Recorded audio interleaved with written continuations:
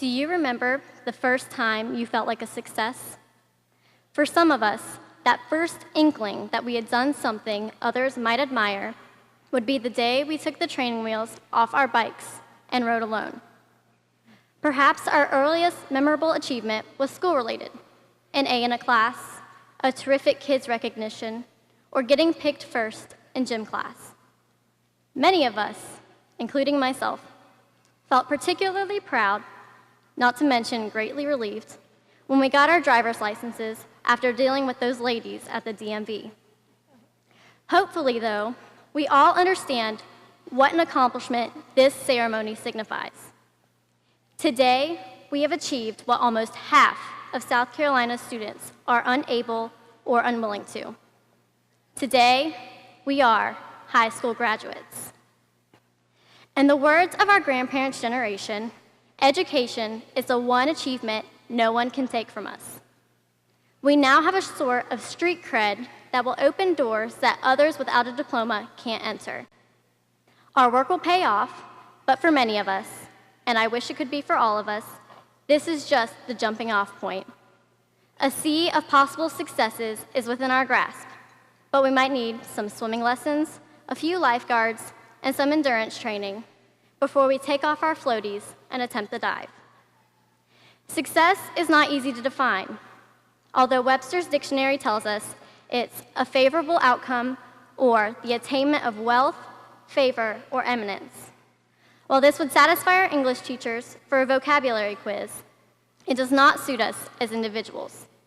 You see, no one can define success for every individual in this auditorium. What you might consider success might not be what your parents, siblings, best friends, or even the kid you were when you rode alone on that bicycle deem it to be. And how we will achieve our goals is even more indefinable. Throughout our years in school, everyone told us three things. We can do whatever we set our minds to, we can and should go to college, and most importantly, we are unique. The first truth might in fact be a fib, as I can tell you right now, I cannot be an athlete, I could never sing on Broadway, and in fact, I cannot even give blood.